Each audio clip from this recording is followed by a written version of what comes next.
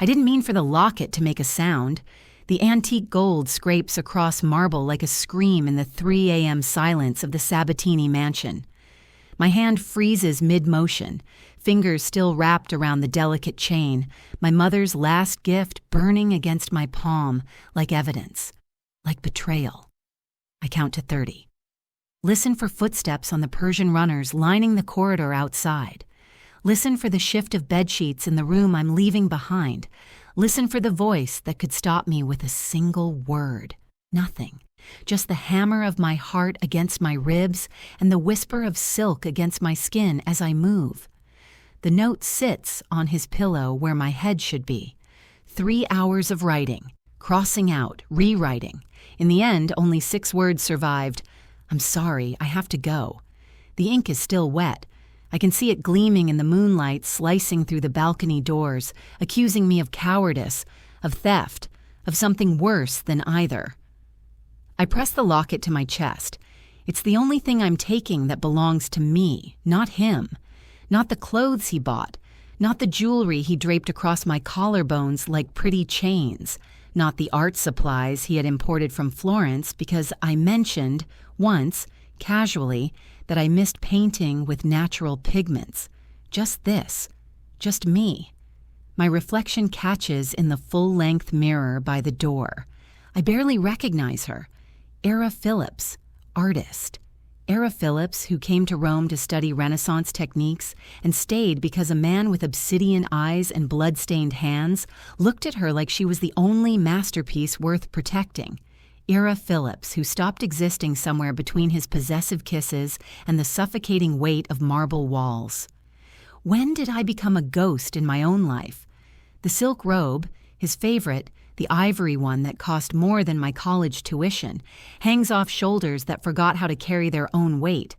My face is paler than it should be, hollow, like I've been bleeding out slowly for months and only just noticed the color draining away. I traded my freedom for safety and didn't realize until the cage door locked that I'd made the trade at all. The escape route is mapped in my head.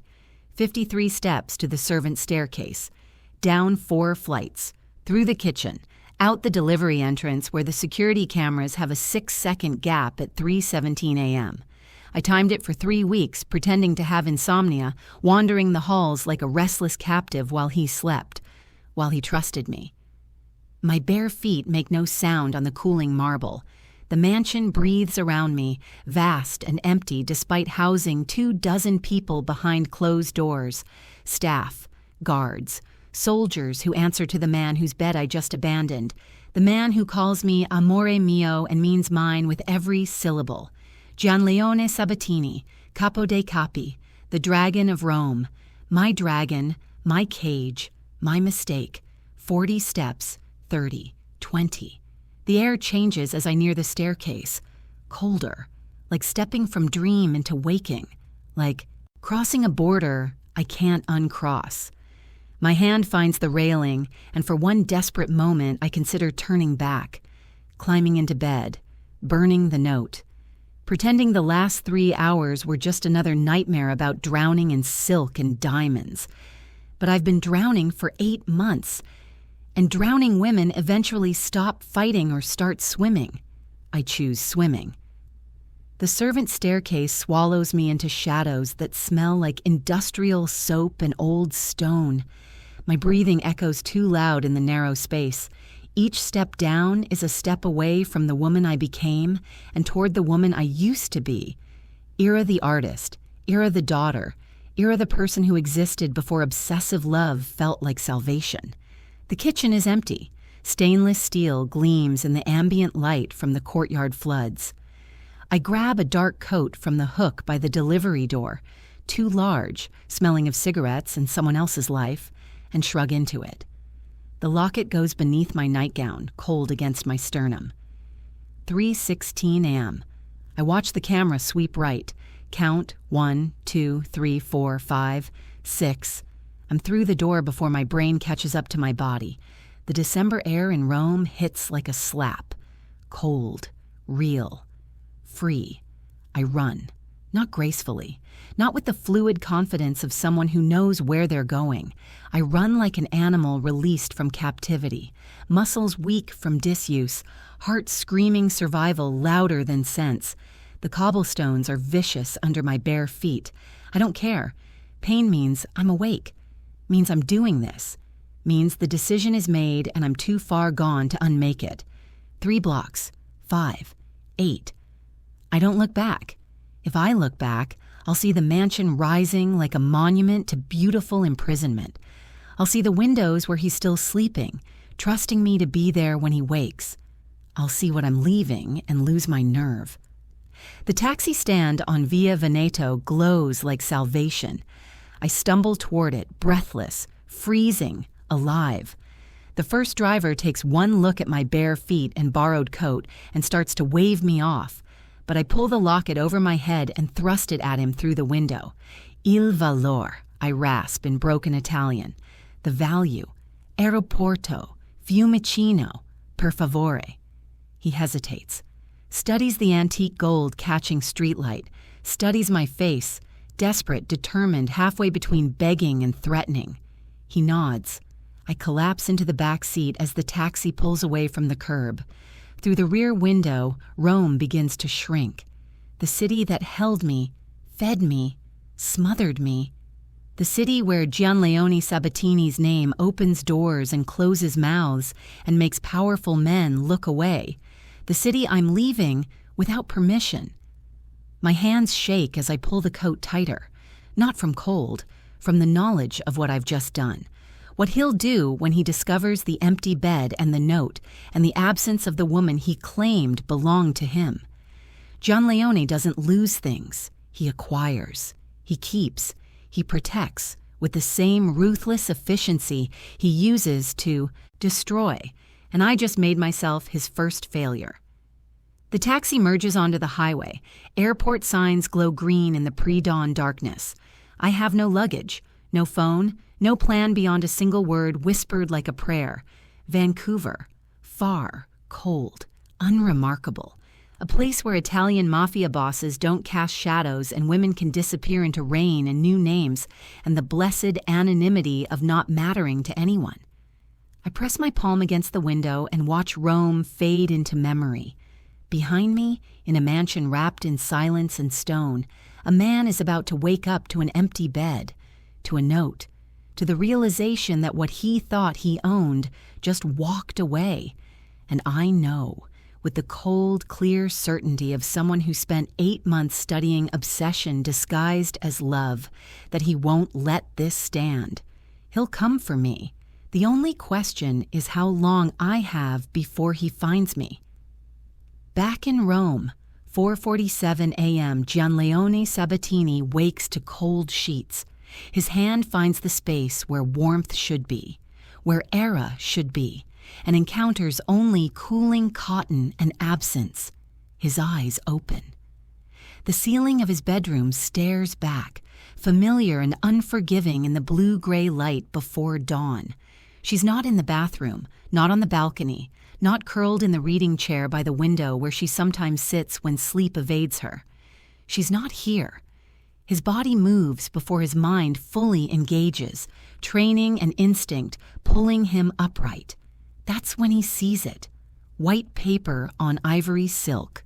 A note folded once, sitting exactly where her head should have been. He reads it standing bare-chested in the cold. 6 words that might as well be a declaration of war. I'm sorry, I have to go. No explanation, no destination, no plea for understanding, just absence where possession used to be. Gianleone reads it again, then a 3rd time, waiting for rage, for the hot, violent fury that comes when someone takes what belongs to him. But rage doesn't come. Something colder arrives instead, something surgical, certain. She left. She thinks she left. He crosses to the window, note still in hand, and looks down at the courtyard below, at the delivery entrance, at the gate, at the street beyond where Rome is beginning to stir with delivery trucks and early workers. Era is out there somewhere, unprotected, vulnerable, running from the only man capable of keeping her safe from the world he inhabits, running from him. His jaw sets. The note crumples slightly in his fist before he forces his hand to relax, damage the paper, and he damages the last thing she touched, the last proof that she was here, that she was real, that she belonged to him before she made the catastrophic mistake of thinking she could belong to herself. Gianleone moves to his desk and presses the intercom. "Dante, my office, now." While he waits, he studies the note again, her handwriting, the slight tremor in the letters that betrays fear or guilt or both, the water stain in the corner that might be a tear. "I'm sorry. I have to go." No. Amore mio, he thinks, you don't have to go. You chose to go. And now I have to choose what comes next. When Dante arrives, his second, his enforcer, his most trusted killer, Gianleone doesn't look up from the note. She's gone. Gone? Dante's voice is carefully neutral. Gone where? If I knew where, she wouldn't be gone. She'd be back in this bed where she belongs. Now Gianleone looks up, and his eyes are black glass, empty of rage, full of purpose. She took one thing, an antique gold locket, her mother's, sentimental, valuable, rare. You want me to track it? I want you to find every auction house, every antique dealer, every specialist collector who handles 19th century Italian jewelry. I want you to flag any inquiry, any sale, any whisper about a locket matching that description. Gianleone sets the note down with the precision of a man placing a chess piece. She thinks she can disappear.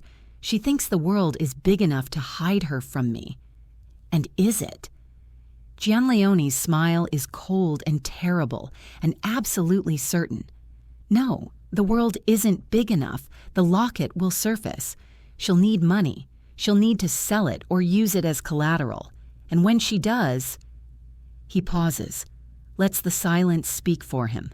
Dante nods. "I'll make the calls." "And Dante?" Gianleone picks up the note again, studying Era's handwriting like he's memorizing scripture. "When you find her, you don't touch her. You don't approach her. You don't let her know she's been found. You call me, and I go to her myself." Understood. After Dante leaves, Gianleone stands alone in his bedroom as dawn breaks properly over Rome. He holds the note up to the growing light and reads it one final time. "I'm sorry. I have to go." "No, Era," he says quietly to the empty room, to the ghost of her absence, to the inevitable future where he finds her and makes her understand the one truth she's trying to escape. "You belong with me." Then he presses the note to his lips, a benediction, a promise, a threat, and begins the hunt. The rain in Vancouver doesn't fall. It hovers. I step off the bus at Granville and Broadway, and the mist wraps around me like a cold, indifferent embrace. Nothing like Rome's sudden downpours that cleared as fast as they came. This rain is patient, persistent, the kind that soaks through clothing and skin until you forget what dry feels like. Perfect. I heft my single duffel bag, bought at the airport with cash from selling the locket to a nervous pawnbroker who didn't ask questions, and start walking. No destination, just movement. The opposite of stillness, the opposite of marble floors and silk sheets, and a man who knew my location every second of every day. 3 weeks. I've been Elsa Price for 3 weeks. The name tastes foreign in my mouth, but foreign is the point. Era Phillips stayed in Rome. Era Phillips belonged to Gianleone Sabbatini. Elsa Price is no one. Anonymous. Free. The apartment I found is a 4th-floor walk-up in Kitsilano. 600 square feet of water-stained ceiling and radiators that clank like prisoners rattling bars. The landlord, a retired fisherman who smells like cigarettes and peppermint, took my cash deposit and first month's rent without asking for references or ID beyond a fake driver's license I paid too much for in an airport bathroom. "Quiet building," he said, handing me keys that looked older than the building itself. "Keep it that way. I will. Quiet is survival." The apartment is empty except for a futon someone left behind and a card table with 3 legs. I set my bag down and walk to the window. Vancouver sprawls below, gray and green and utterly indifferent to my existence. No one here knows my name. No one here knows where I came from. No one here knows I'm running. I press my forehead against the cold glass and let myself breathe. For the first time in 8 months, I'm alone by choice. The art supply store on West 4th Avenue becomes my sanctuary.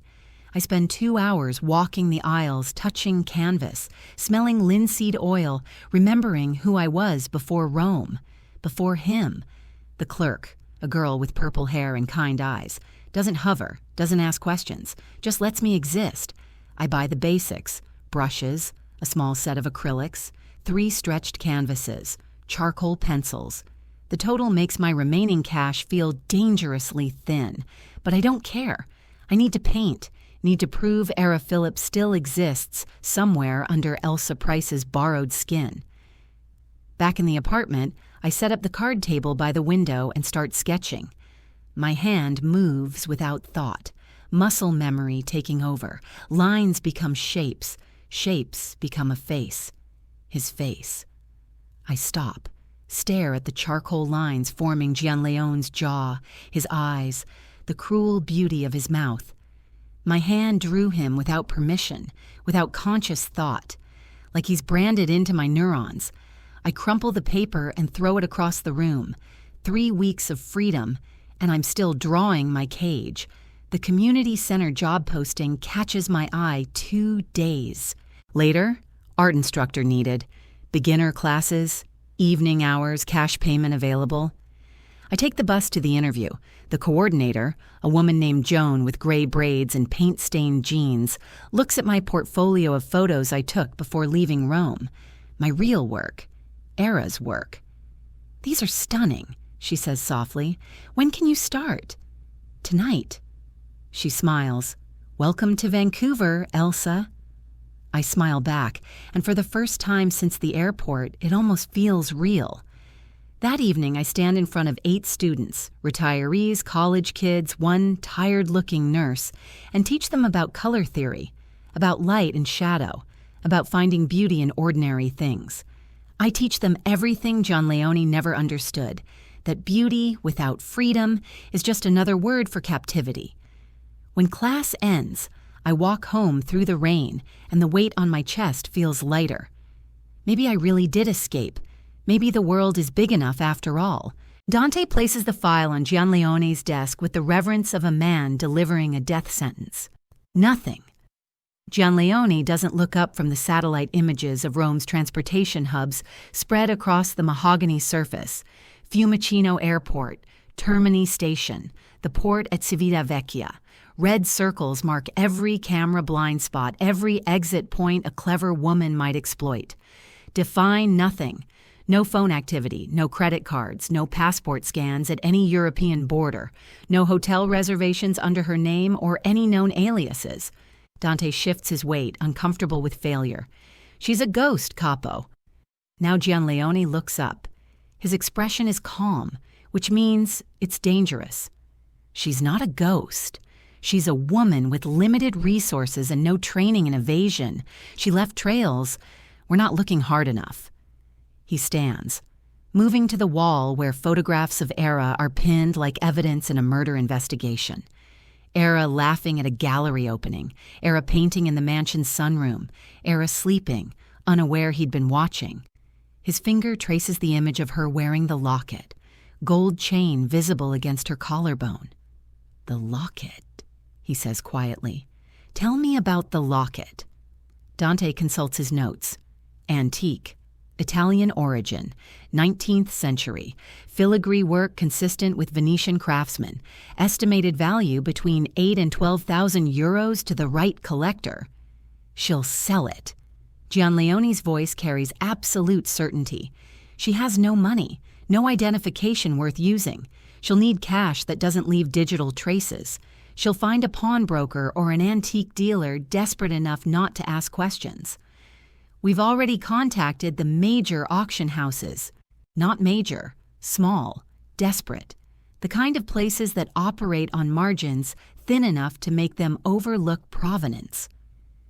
Gianleone turns from the photographs, his mind already 3 moves ahead.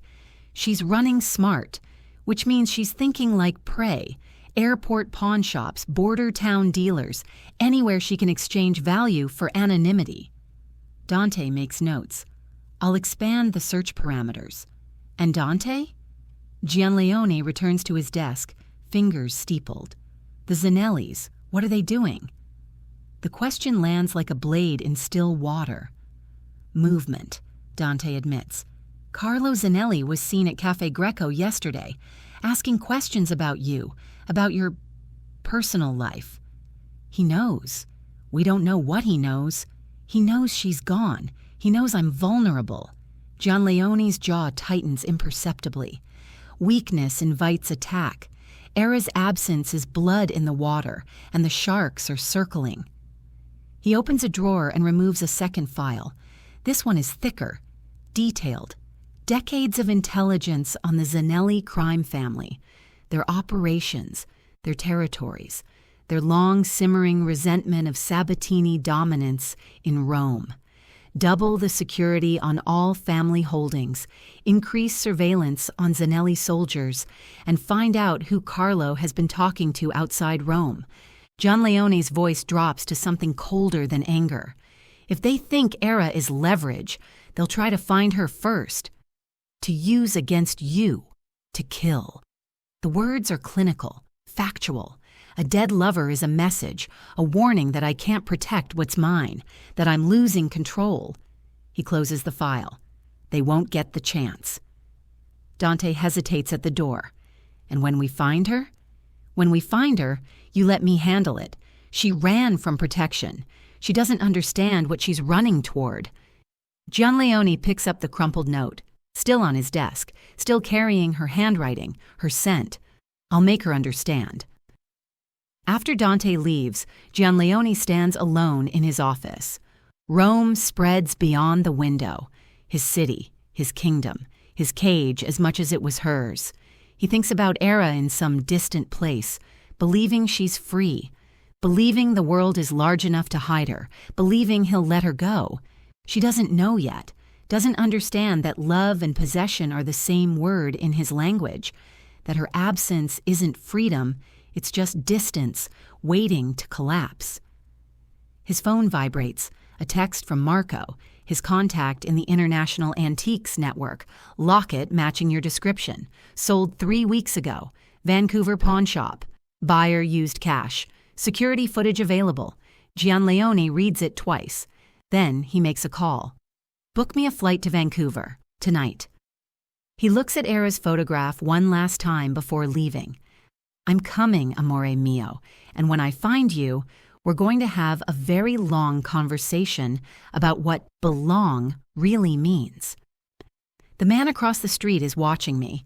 I notice him on Tuesday standing under the awning of a closed bookstore while rain drums against fabric.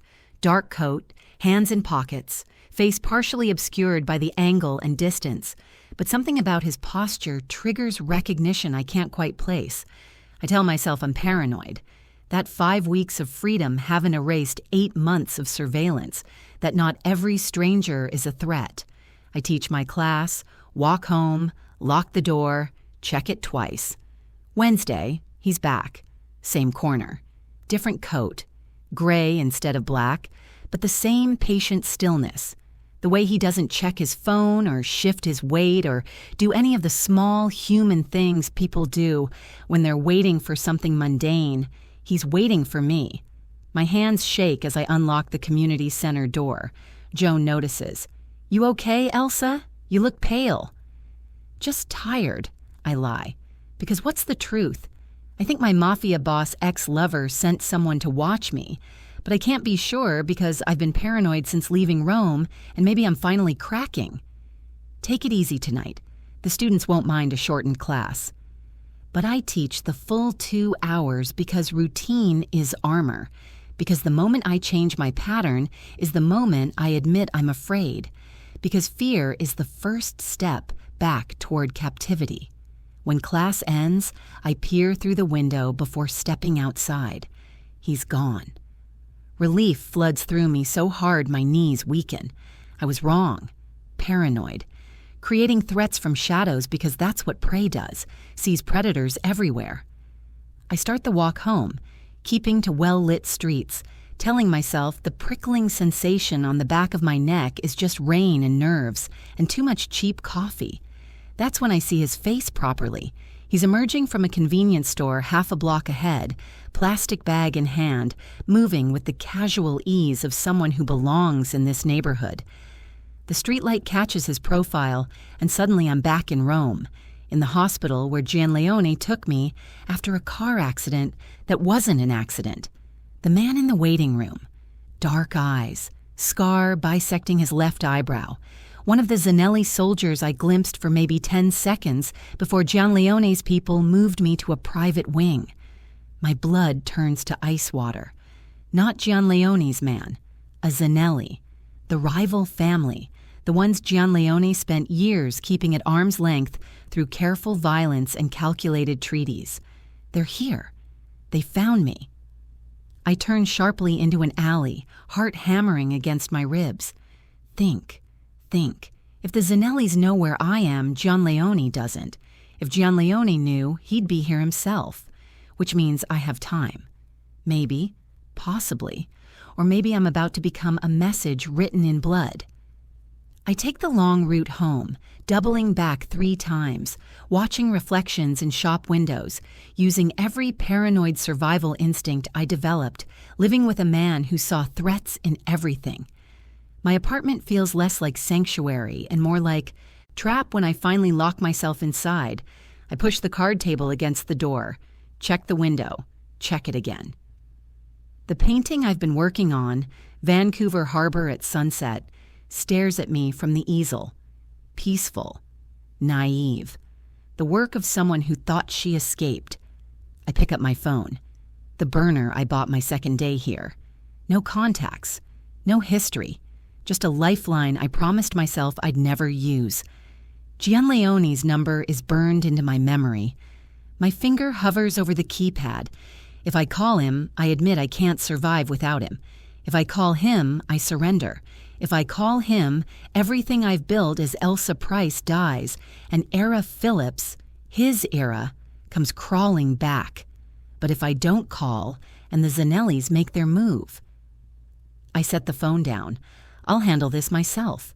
I'll move, change my name again, disappear deeper. I can do this. I have to do this. Outside my window, Vancouver glitters with rain and false promises of safety, and somewhere in the darkness, 2 different hunters are closing in. One wants to own me, the other wants to kill me, and I'm finally understanding that freedom might have been the most dangerous choice I ever made. If you're gripping your seat right now, then don't scroll.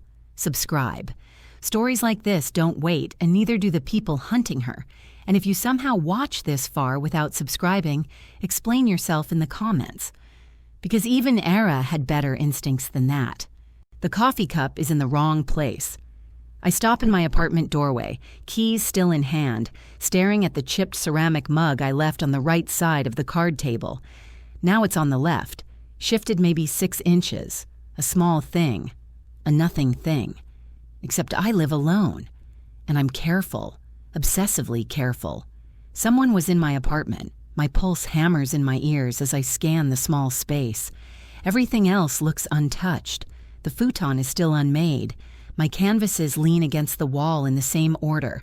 The window is locked from the inside, but the cup moved. I back out slowly, leaving the door open, and sit in the stairwell for 20 minutes, just breathing, thinking, planning. When my hands finally stop shaking, I go back inside and search every inch of the apartment. Nothing missing, nothing obviously disturbed, just the cup, just the message. We can reach you. We've been here. You're not safe. I don't sleep that night. Thursday morning, I find the scratch on my door lock. Fresh metal shavings. Someone practiced opening it. Someone who didn't care if I noticed. I'm in the community center storage room when my phone buzzes with a text from an unknown number. Pretty paintings. Shame about the artist. My phone clatters to the concrete floor. I don't remember picking it up. Don't remember checking if it's broken. I just stare at the message, watching the letters blur and refocus, trying to convince myself it's spam, a wrong number, anything but what I know it is.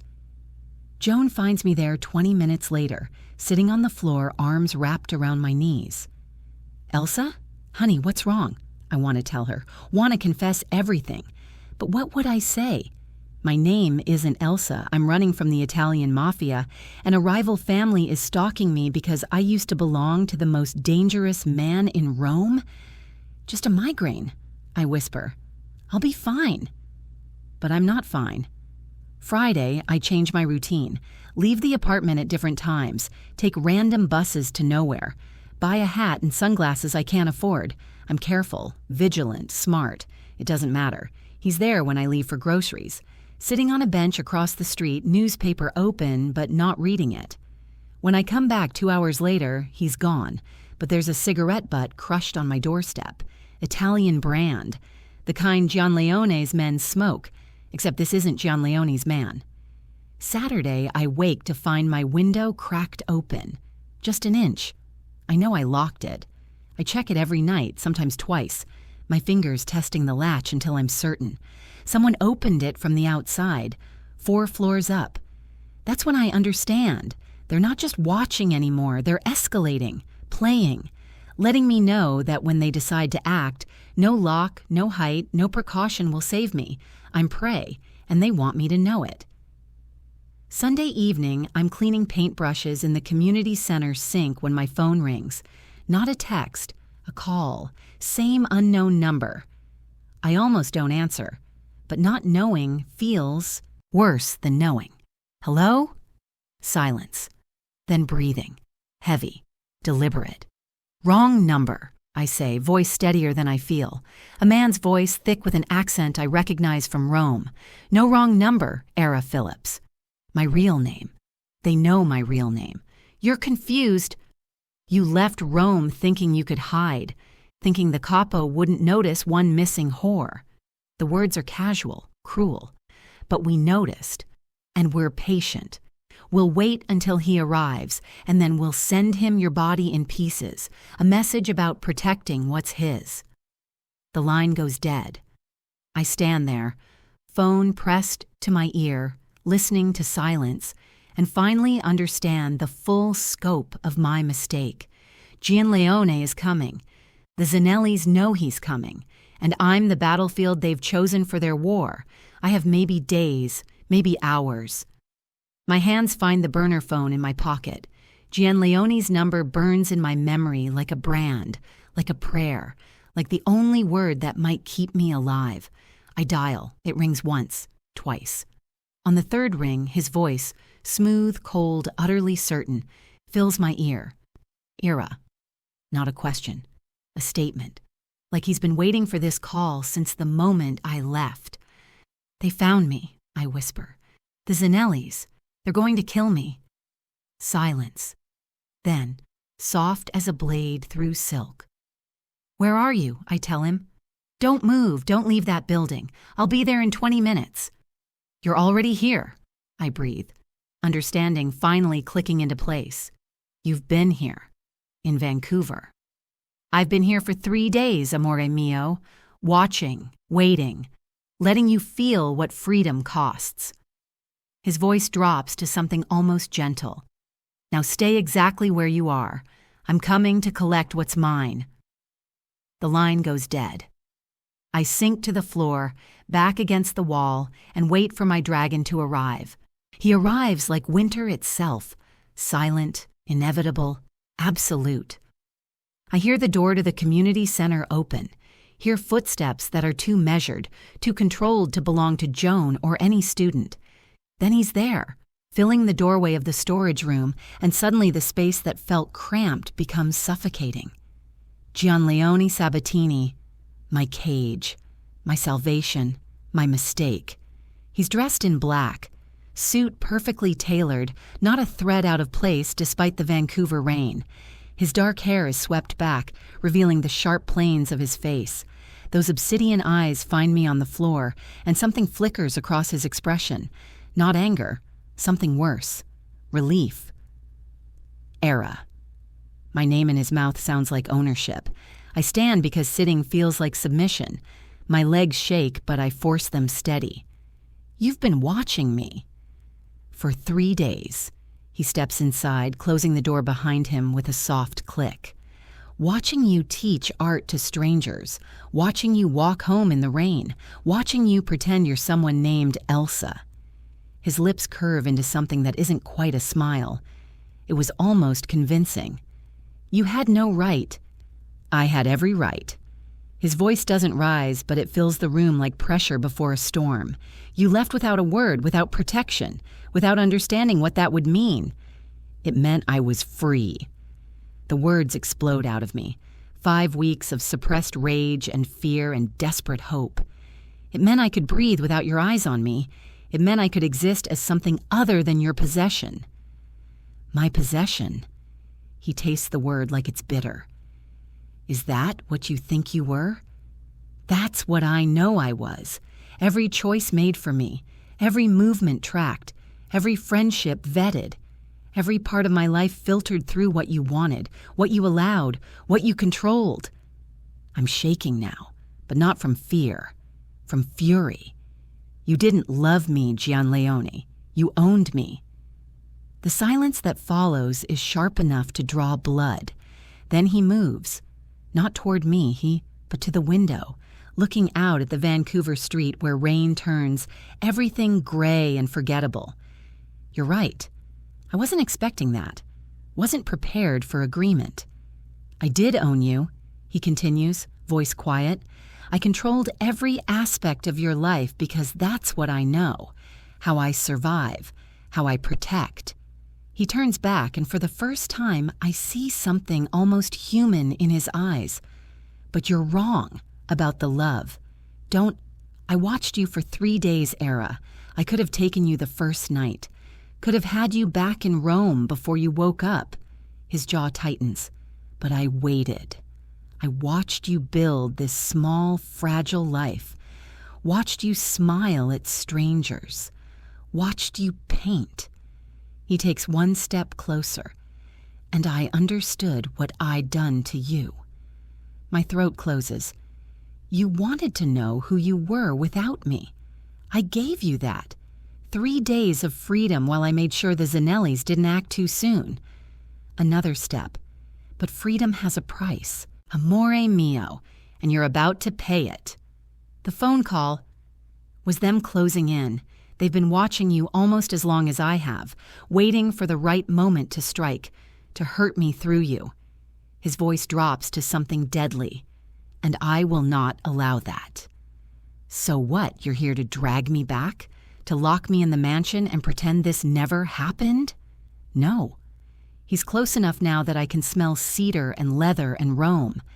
I'm here to show you why you need me, not because I own you, but because the world we live in, the world you entered when you let me into your bed, doesn't care about your independence. It only cares about weakness.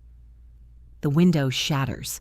Glass explodes inward in a spray of glittering shards. I don't process what's happening until Gianleone's body slams into mine, driving us both to the floor. His weight crushes the air from my lungs as a second shot punches through the space where my head was. Stay down! His voice is steel in command, and I obey because instinct overrides pride. He moves with terrifying precision, drawing a gun from inside his jacket. When did he have a gun? And returning fire through the broken window in 3 controlled shots. Silence. Then footsteps running. A car engine starting.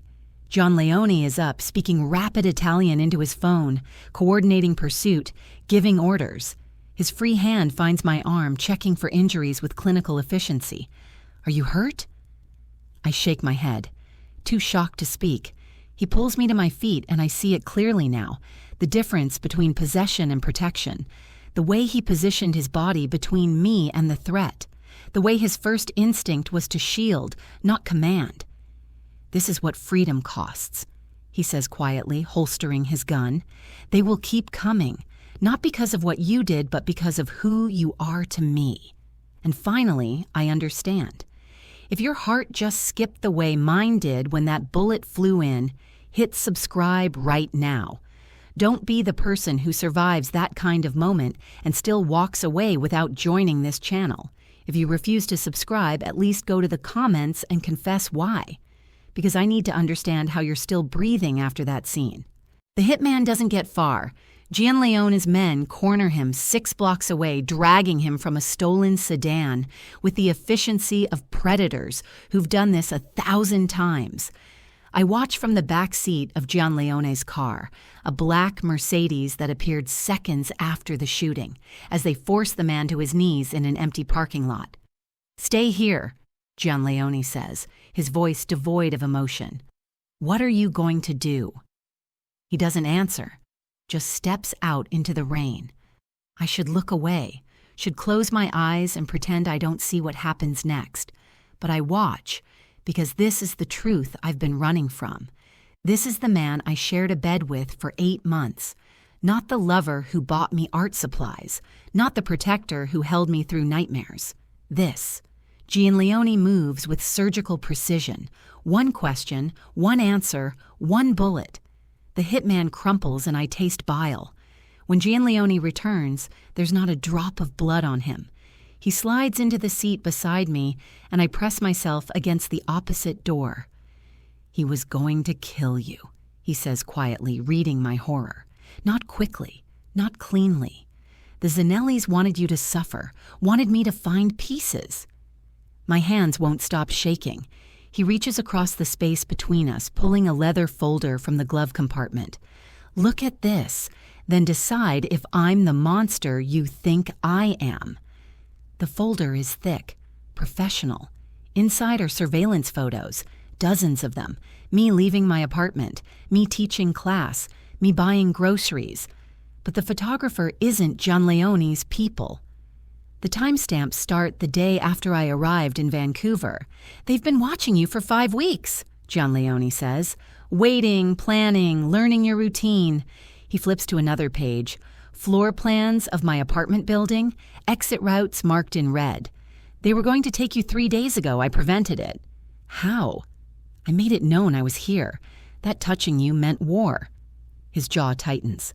"They decided to kill you instead, faster, cleaner. Send your body back to Rome as a message." The photo at the bottom makes my stomach drop. It's me, sleeping in my apartment, taken through my window. The date stamp is from last week. "You left my cage era, and now every enemy I have sees you as bait." He closes the folder. "This isn't freedom. This is a target on your back that will never disappear.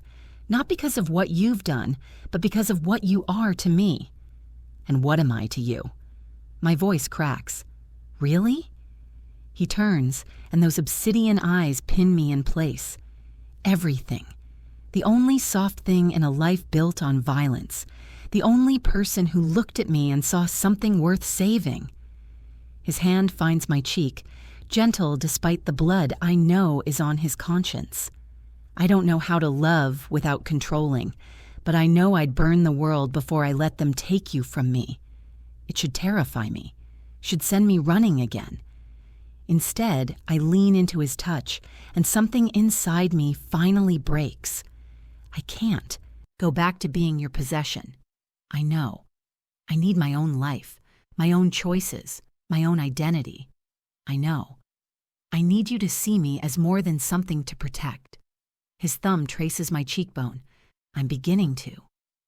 We sit in silence, rain drumming on the roof, 2 people caught between impossible choices, love and freedom, safety and autonomy, the cage or the target. "The Zannellis won't stop," I finally say. "No, not until I make an example that echoes through every family from Rome to New York." His voice carries cold promise. "This isn't over, amore mio. It's just beginning." "Then what do we do?" He pulls me closer, and I let him, because right now his arms feel less like imprisonment and more like the only safe place in a world that wants me dead. We go somewhere secure. We end this threat. And then, he pauses, studying my face like he's memorizing it. Then we negotiate. You tell me what you need. I tell you what I can give. And we find something between possession and abandonment. A partnership? A dangerous one. His lips brush my temple. But yes. Through the windshield, I watch his men clean the scene with practiced efficiency. This is my reality now. Not Vancouver rain and art classes and pretending to be Elsa Price, but this, blood and protection and a man who kills to keep me breathing. I should hate it, should hate him. But all I feel is exhausted relief that I'm no longer fighting this war alone. Take me somewhere safe, I whisper against his chest. Always, he promises. And for the first time since leaving Rome, I believe him. The hotel suite is a fortress disguised as luxury. Floor-to-ceiling windows overlook Vancouver's harbor, but I notice the bulletproof glass, the reinforced door, the 2 guards stationed in the hallway. Gianleone's idea of somewhere safe looks like a gilded cage with better views. I stand at the window while he makes calls in rapid Italian, coordinating, strategizing, dismantling the Zannelli threat piece by piece. His voice never rises, but I hear the violence beneath each word, the promise of retribution. When he finally ends the call, silence fills the space between us like a held breath. You're not a prisoner, he says, reading my posture. The door isn't locked. But I can't leave. You could. He moves to the bar, pouring 2 glasses of wine with precise movements. You'd be dead within an hour, but you could leave. I turn to face him. Is that supposed to be reassuring? It's supposed to be honest. He offers me a glass. I don't take it. The Zannellis have 4 soldiers in Vancouver, 3 now after tonight. They're coordinating with their people in Seattle, Portland, possibly San Francisco. If you run, they'll find you, and I won't be there to stop them. So I'm a hostage. You're alive. His eyes flash. There's a difference. The wine glass shatters against the wall beside his head. He doesn't flinch. Don't you dare act like you're doing me a favor. My voice breaks. 5 weeks of terror and exhaustion finally erupting. This is your world, your enemies, your war. I left because I didn't want to be collateral damage in your fucking empire. And how did that work out for you? The question lands like a slap. I sink onto the sofa, suddenly boneless. I just wanted to paint, to be Era Phillips, not Gianleone Sabbatini's woman, to exist as myself. He's silent for a long moment. Then he crosses to me, kneeling so we're eye level. You want honesty? Here it is. The moment you let me into your life, you became part of my world. Not because I forced you, but because that's how this works. People I care about become targets. Always. Then maybe you shouldn't care about anyone. Too late. His hand finds mine, fingers intertwining. I've tried not caring, tried keeping distance, but you... He pauses, searching for words. You paint sunlight into dark rooms. You made me remember what it feels like to want something beyond power. Tears blur my vision. I can't be your prisoner, Gianleone. I know. I can't go back to how things were. I know. But I also can't... My voice breaks. I can't do this alone. Can't survive what's coming without you. He pulls me closer, and I hate how natural it feels to lean into him, how his arms feel like sanctuary despite knowing what those hands have done. So we find a new way, he says quietly. Not possession, not abandonment, something neither of us has tried before. Which is trust. The word sounds foreign in his mouth. You trusted me once, before the control became suffocating, before I mistook protection for ownership. His thumb traces circles on my wrist. Trust me again, but this time I trust you back. With what? Your own choices, your own freedom, your own life. He meets my eyes. I give you space. You stay close enough that I can keep you breathing. We negotiate the boundaries. It sounds impossible, like asking water and oil to mix, but the alternative is either his cage or my grave. I want my own studio, I say finally.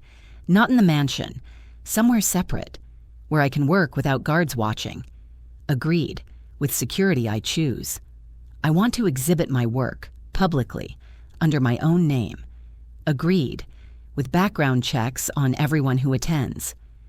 I want days where you don't know where I am. He hesitates. This costs him. 1 day a week. You tell me you're safe. Nothing more. 2 days. 1 day, and you carry a panic button. I should push harder, should demand more, but I see the compromise in his eyes, the way his jaw tightens with the effort of letting go. Deal, I whisper. He exhales like I've granted him pardon. Then we go back to Rome, together. Not as captor and captive. As what? His lips curve into something almost soft, as something new, something we'll figure out as we go. I know it's not perfect. Know he'll struggle with control and I'll fight for freedom and we'll clash like storms colliding. But for the first time since leaving Rome, I don't feel like I'm drowning. I feel like I might actually learn to swim. If you're still here, watching Era choose between freedom and survival, subscribe. Don't leave her standing alone here. Even she finally admitted she can't do this without support. And if you won't subscribe, tell me in the comments why you're abandoning her now of all moments. We don't sleep. Not together. Not apart. Just exist in the same space like two people learning a language neither of us speaks fluently. Gianleone works from the desk, dismantling the Zannelli operation with phone calls that sound almost polite. Almost. I recognize the tone beneath the courtesy. The razor wrapped in silk. By dawn, 3 of their holdings in Rome will be ashes, and Carlo Zannelli will understand the cost of threatening what belongs to Gianleone Sabbatini. I paint. There's a small art supply shop that opens at 6 a.m., and Gianleone sends someone to buy everything I need: canvas, oils, brushes, the good kind, not the cheap ones I survived on in Vancouver. When the supplies arrive, I don't thank him. Don't acknowledge the gesture. Just set up by the window and work. He watches me sometimes. I feel his eyes on my back, studying the way my hand moves, the way I lose myself in color and light. He doesn't interrupt, doesn't comment, just observes like he's memorizing something he's afraid he'll lose again. Around noon, his phone rings. He answers in Italian, listens, then his expression shifts to something satisfied and cold. Carlo Zannelli wants to negotiate, he says after hanging up. Apparently losing 3 warehouses in one night has made him reconsider his strategy. I don't look up from the canvas. Are you going to kill him? Eventually, but not today. He pours espresso from the pot room service delivered. Today I'm going to accept his surrender. Make him understand that you're untouchable, that even looking in your direction means death. And then we go home. The word catches in my throat. Home. The mansion that felt like a mausoleum, the city where I lost myself. I need more than what we agreed on, I say quietly, setting down my brush. He waits, listening. I need you to acknowledge me, publicly, not as your girlfriend or your lover or some pretty thing you keep. I turn to face him. I need you to introduce me as Era Phillips, artist, individual, partner. Partner implies equality. Exactly. The silence stretches thin. I've pushed too far, asked for too much. In his world, women are possessions or liabilities, never equals. Then he speaks. My mother was Sicilian, strong, fierce. My father once said she was the only person he feared more than his enemies. His eyes find mine. He introduced her to his people as his queen, not his wife. His queen, the woman who made him better than the violence that built him. My breath catches. I can give you that, he continues. I can stand beside you, not in front of you. I can make them see you as more than mine. But Era, his voice drops. You need to understand what that means. Queens don't get to hide. They become symbols, targets. You'll be visible in ways that will make Vancouver look like safety. I'll be visible on my terms. Yes, with your protection, always. And if I need to leave, if the cage starts closing again, he's quiet for a long time. Then you tell me, and we renegotiate. Before you run, before you leave notes on pillows and steal away in the night. His jaw tightens. You give me the chance to change before you choose to go. It's more than I expected, more than I thought possible from a man who measures love and control. One more thing, I say. Of course there is. But his lips twitch almost into a smile. The art studio. I want it by the sea, near Ostia Antica, where I can hear the water and remember what freedom sounds like. Done. And I choose the security. I interview them, approve them. Agreed. And you don't get keys. This stops him. Era, you don't get keys, I repeat firmly. It's mine, not ours, mine. If I want you there, I'll invite you. The muscle in his jaw works. This costs him more than anything else, more than the public acknowledgement, more than the freedom. The idea that there's a space where I exist that he cannot access without permission. 24 hours, he finally says. If I haven't heard from you in 24 hours, I'm coming in, with or without keys. 48, 36, deal. He crosses to me, pulling me up from the chair, his hands framing my face. You're going to drive me insane. Good. You've been too comfortable being in control. I'm trusting you, Era. Don't make me regret it. I'm trusting you not to suffocate me again. Don't make me regret it. His forehead touches mine. We're either going to destroy each other or become something extraordinary. Why not both? This time, he actually laughs. The sound is rusty, unpracticed, like he forgot how. And I realize I'm smiling too. Outside the window, Vancouver glitters in morning light, but I'm already looking past it. To Rome, to marble and sunlight and a life I'm going to reclaim piece by piece. Not as his possession, as his queen. On my terms. Rome welcomes me back with golden light and the scent of espresso. The private jet lands at dawn, and I step onto Italian soil feeling like a different person than the one who fled 6 weeks ago. Not Elsa Price, not the ghost who haunted Vancouver's reign, not even the Era Phillips who let herself dissolve into Gianleone's shadow. Someone new, someone still becoming. The mansion looks smaller somehow, less imposing, or maybe I'm just bigger now, stronger. The guards at the gate nod respectfully, not at Gianleone but at me. Word has already spread. The capo's woman returned, by choice, on terms. That matters in this world. Choice always matters. Inside, the staff has prepared everything. My old room is untouched, but there's a new space waiting. An office adjacent to his, desk, shelves, wall space for my work. A statement in furniture and geography. She exists here. She has territory. Your studio near Ostia is being prepared, Gianleone says, watching me take in the changes. Completion in 2 weeks. I've arranged interviews with security firms for tomorrow. Thank you. The words feel strange. Gratitude without resentment. Partnership without surrender. That evening, he hosts a dinner. Not a party. Something more intimate, more significant. 30 of his most trusted people. Capos, advisors, men who've built empires on violence and loyalty. Men who need to understand the new order. I wear red. Not the demure dresses he used to choose for me, but something bold, something that demands attention. My hair is loose. My mother's locket, recovered from the Vancouver pawnbroker, rests against my collarbone. When we enter the dining room, conversation stops. Gianleone's hand rests at the small of my back. Possessive, yes, but also steadying, supporting. Gentlemen, he begins, his voice carrying the weight of absolute authority. Some of you know Era Phillips. Most of you have heard of her. Tonight, I introduce her properly.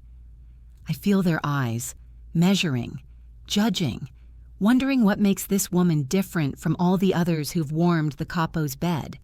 Era is not my guest, not my companion, not a decoration for my table.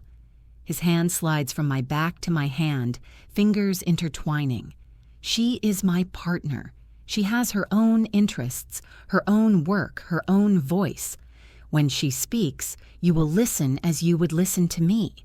When she needs something, you will provide it as you would for me. When someone threatens her. His voice drops to something deadly. You will defend her with the same ferocity you would defend this family, because she is this family now, not through my possession, but through her own choice, through her own strength. The silence is absolute.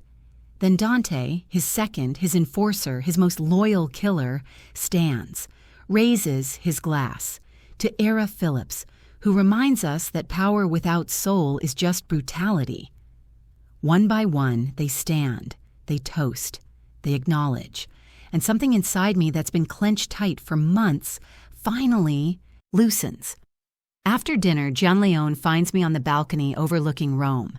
The city glitters like scattered diamonds, beautiful and dangerous, and mine in ways it wasn't before. Regrets? He asks quietly.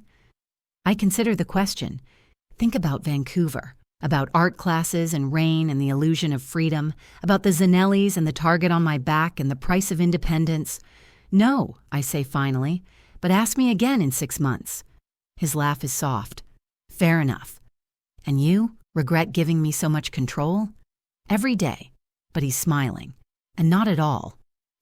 We stand in comfortable silence, two people who almost destroyed each other learning how to coexist. It's not perfect. It's not the fairy tale, but it's real, negotiated, earned.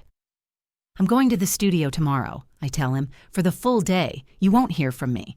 His jaw tightens, but he nods. I'll try not to send 17 security checks. Try very hard. No promises. I lean into him, letting his arm wrap around me, choosing the contact, choosing him. Thank you for coming to Vancouver. I would have come to the end of the world, Era. His lips brush my temple. You belong with me, not because I own you, but because together we're something neither of us can be alone. Partners in crime? Literally. I laugh, and it echoes across the Roman night, free and full and finally impossibly mine. Below us, the city breathes. Above us, stars pierce the dark. And between us, something fragile and fierce and new takes root. Not possession, not abandonment. Something earned through fire and negotiation, and the courage to run, and the courage to return. I left the mansion without telling him. He tracked me to another city. And somewhere between the chase and the surrender, we both discovered what belong really means. Not ownership, choice. Every single day, choosing each other. That's the only freedom that matters. If you followed Era all the way back to Rome, the danger, the betrayal, the reunion, then you owe this story a subscribe. Don't be the one person who watches a queen rise and still refuses to join her court. If you won't subscribe, go to the comments and explain why you turned your back on the crown.